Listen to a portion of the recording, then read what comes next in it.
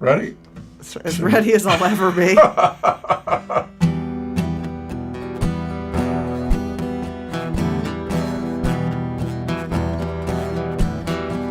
There's something to be said for swimming with the sharks and betting that the bites are no worse than the barks. There's something to be said for swimming with the sharks and betting that the bites are no worse than the barks. They told me sex was dirty except unto a wife. They told me I was jerking off the best years of my life. But somehow I saw different, and guilt was worth the price. To all alone or with a friend escape to paradise. There's something to be said for swimming with the sharks and betting that the bites are no worse than the barks. There's something to be said for swimming with the sharks and betting that the bites are no worse than the barks. They told me that my duty was kill or else be killed, defend their freaking lifestyle, and me the one who's billed. But somehow I saw different. I'd die to keep you free.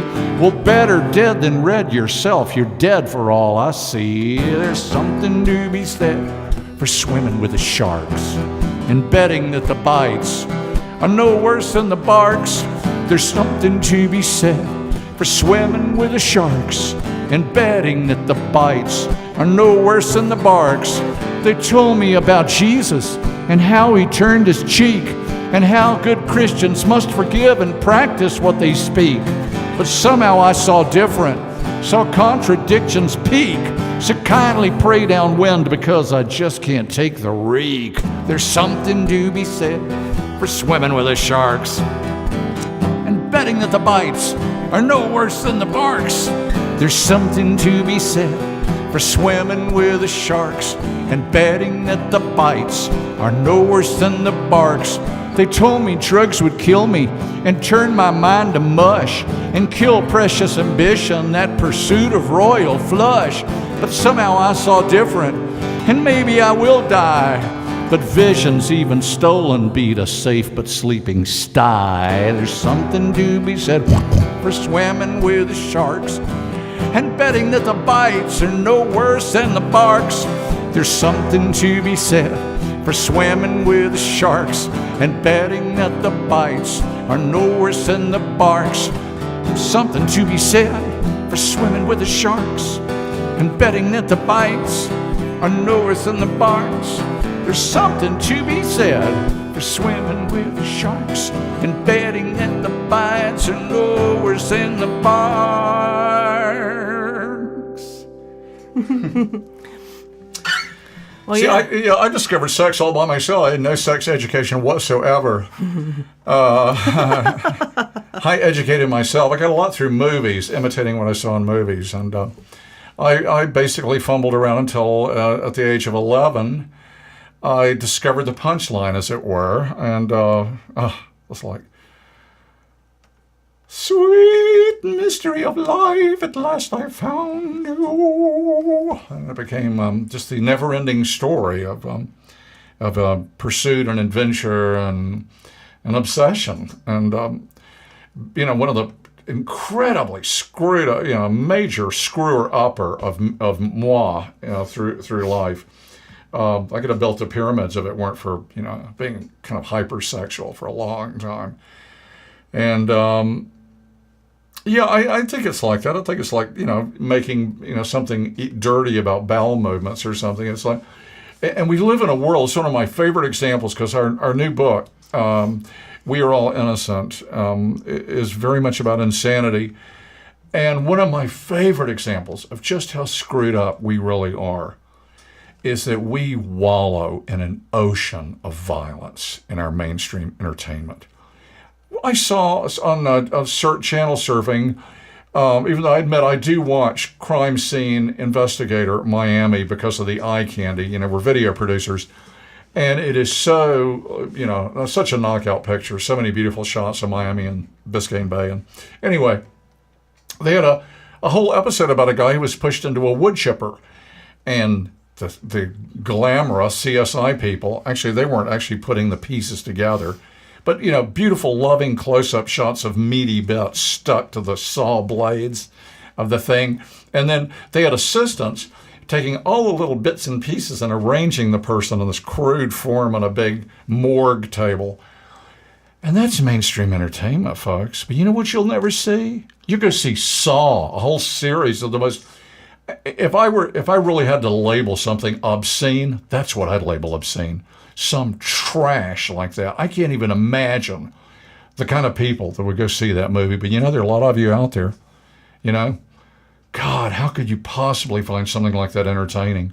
I mean, for us, we saw, when I was a kid, we went to see Night of the Living Dead, which was grisly enough. You know, but the new stuff, it's just like, it's just a whole new, maybe it's just a, you know, variation of just wallowing in horror. But, and maybe even if it was equal time, maybe if you could see sex, the act that makes people feel really good, you know, really loving each other and taking care of each other, beautiful thing. If that were given equal time, but you know what happens when people start to make it?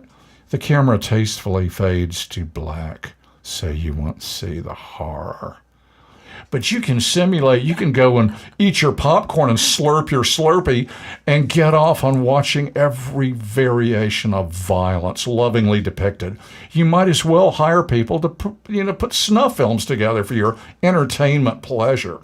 If that's not crazy, I'm Donald Duck. There's something deeply wrong with a culture that worships violence and makes sex a filthy act that has to be concealed or relegated to a underground porn industry.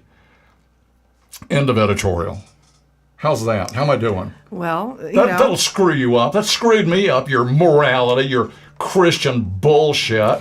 That's what I grew up in. That's where a lot of it comes from.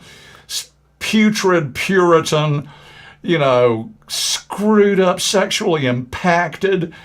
You know, well, and I think because you're making 2 points there. One is that just the basic, obvious point that, I mean, what's wrong with a culture in which violence is worshipped, but any kind of physical affection is pretty much, I mean, you know, even kissing is, you know, you don't see much of that. I mean, it's like the whole, the scene, the sex scene, you know, which is maybe a kiss. And that's, you kind of know they're going to have sex and that's it. So that there's another aspect to it, which is that you're arguing, and we're arguing, that it's the repression of the sex causes the extreme perversions, if you want to use that word, of sexual behavior that we see. And that people say, oh, pornography creates the perversions. Well, we're arguing the opposite, that it's the repression that's causing the perversions and the problems. And, you know, it causes incredible amounts of shame. How many of us as teenagers felt enormous shame for the completely natural feelings that were going on and had no one to talk to about it except our peers, because who were going through it were just as confused as we were, because, you know, you're going to tell your parents that you have all these tingly feelings? I don't think so. How would they know? They never, you know, they don't know anything about sex. It never happened to them, I'm sure. Right. It's all smooth plastic down there. And so, you know, that our cultural repression of sex is causing us enormous problems in the sexual realm. And I do believe that very strongly. And it makes serial killers. Yeah.